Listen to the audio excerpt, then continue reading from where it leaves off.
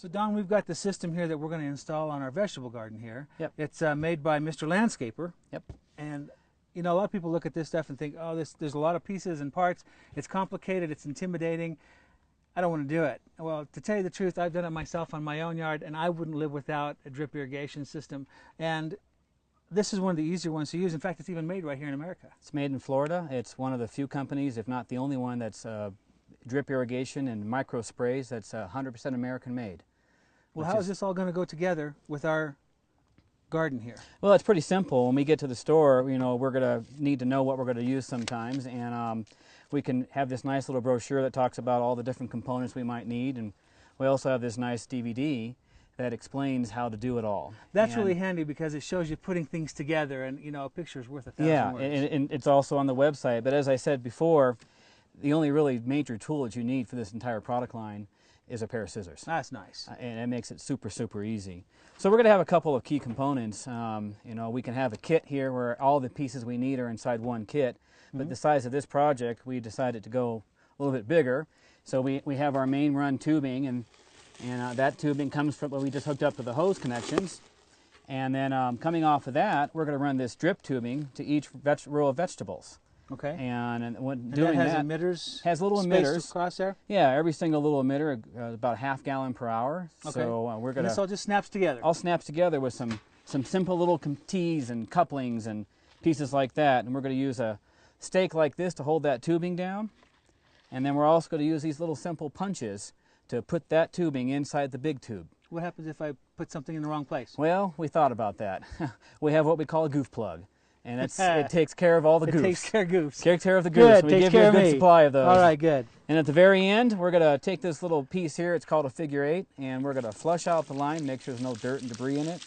And we're going to fold it over and seal it off.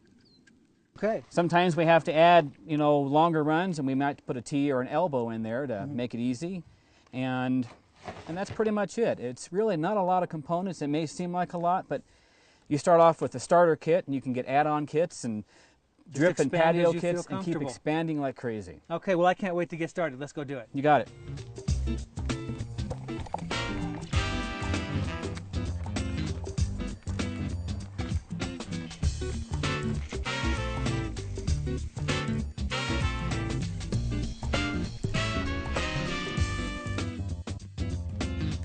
All right.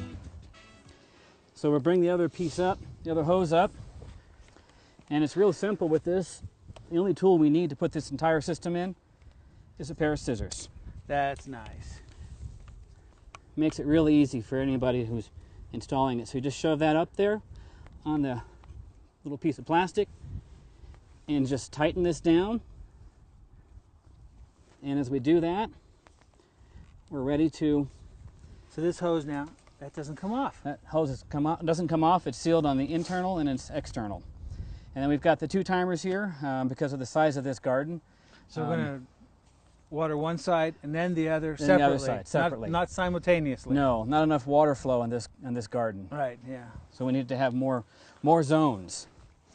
All right. And then we'll take and add fertilizer to this tank right here. Okay, so that from Easy Flow.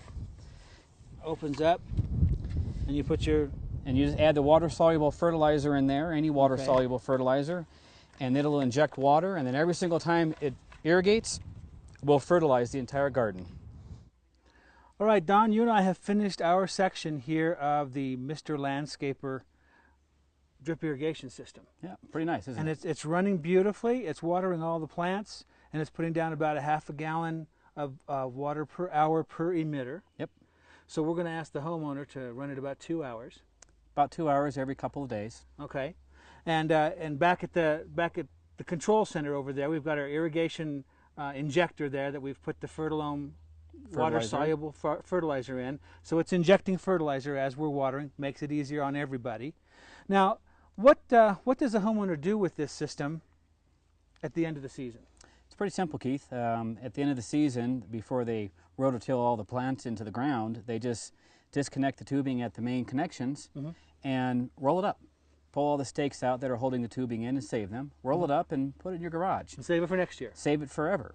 And it'll last for how many years? It'll last forever. It's plastic and polyethylene, and as long as it stays out of the sun for, you know, long periods of time, for years and years. It'll last forever. So they could put their straw mulch right over the top of that, and make it even last longer. Yep. Now, what we did here is we put down drip tubing all along these rows, and one long drip tubing on each of these rows here, and that helps water row crops like these herbs, and we're going to do that for our cabbage, and MJ and Turk are over there doing that on the peppers and so forth.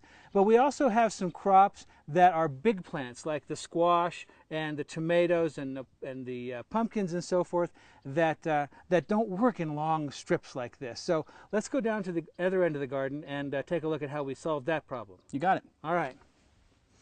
Okay, down here we are at our pumpkin patch, and these plants we're watering individually, and what we've done looks like is, well, why don't you run us through what we've done here? Well, we needed more water here, Keith, so it says every little emitter is a ½ gallon. We made a circle and put a little T on our tubes, and now we have 2 gallons running per hour at this one plant.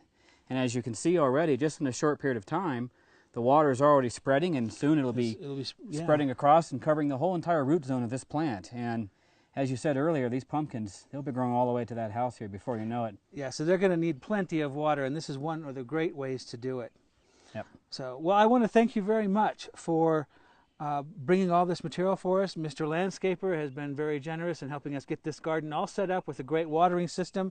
It was easy to do. I had a lot of fun putting it together. Thank you very much, Don. You're very Appreciate welcome. having you on the show. Glad we can help out, and hope it'll work out very well for you. I think you'll have great success. I'm sure it will. Thank you. So Waikato Ranch is a beautiful, intrinsic type of place, and the garden is amazing. But in all truth, we were planning on planting beautiful raspberries and blueberries. But my friends behind me had different ideas of what was going to happen today and have stripped them completely clean. So I'm sorry to say we had a programming error today, and we will no longer be planting raspberries and blueberries on Get the Dirt, thanks to the additional friends and family available here at Waikato Ranch.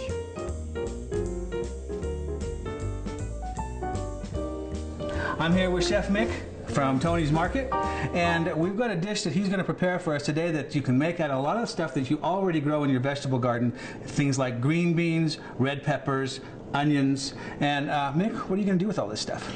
It's a really quick dish. We're going to prepare them ahead so that you could serve it later. You could serve it chilled, or you could serve it at room temperature.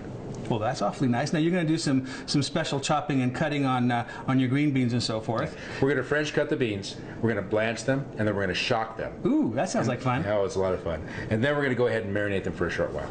Okay, now to grow these in your own backyard with the peppers, start with plants. Always start with plants. And don't plant them out until it's nice and warm and the soil is warm and you've got at least a half a day of sun.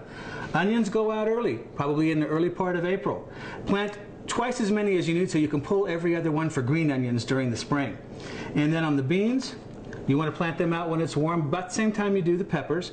Full sun all day long. They grow like weeds and they produce like crazy. Beans, you'll need about 10 feet of row per person in your home. Onions, about 5 feet of row per person in your home. And the peppers, about 3 plants per person will get you through. So, Chef Mick, I want to see what all you're going to do with this, so stick around.